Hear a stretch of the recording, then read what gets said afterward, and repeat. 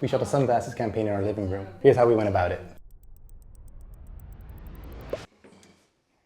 That's Gabrielle, right next to Aiko, a friend of ours, who in her master's year at the Fashion Academy here in Antwerp got the chance to design a pair of sunglasses as a runway piece for her collection. Now a year later, she got asked to design a more toned down version of those sunglasses. Gabrielle, do you want to share your concept? You do your thing.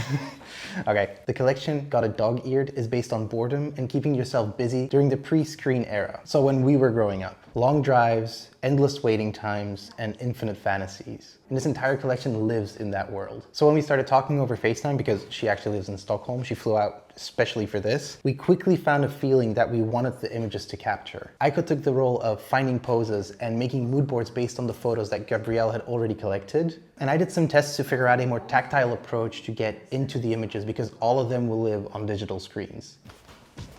Let's get started.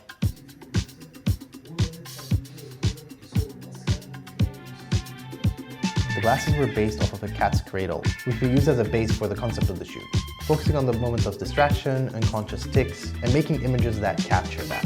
And yeah, you can call David a method actor because he took his job very seriously of being so bored that he took a nap on set. David is awake.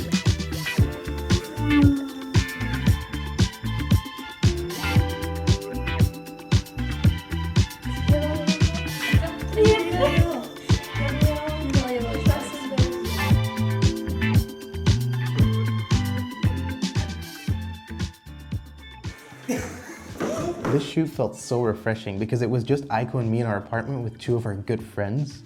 And it felt like we were just hanging out, but also building towards something of value at the same time. I bundled the images in 3 different groups. For the campaign images, we focused on poses and facial expressions that linked to the concept, but also showed the glasses very clearly. The editorial images were my main focus, and that was where my idea actually started because I wanted to get the cat's cradle into the images in a very visually striking and tactile way.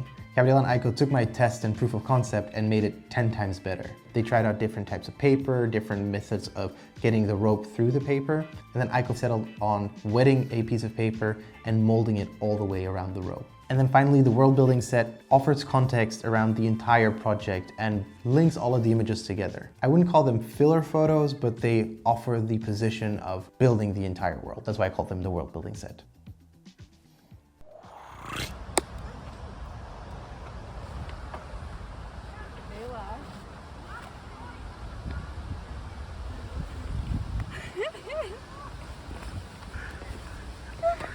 Stef er maar op, 1 keer. En wie loopt er nu voor?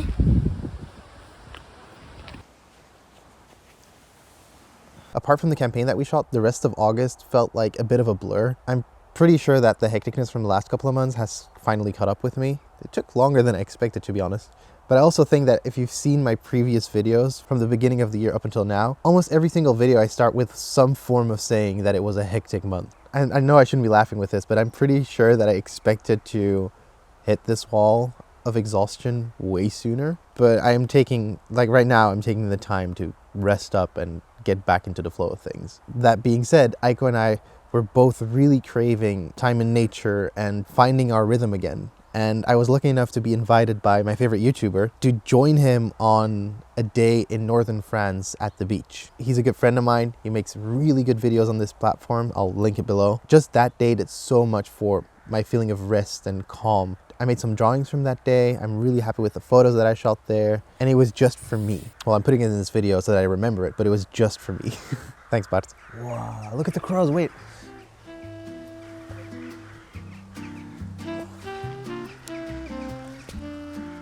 Quick bird intermezzo, very important. That reminds me of a photo I shot a couple of days ago. I'll put it here.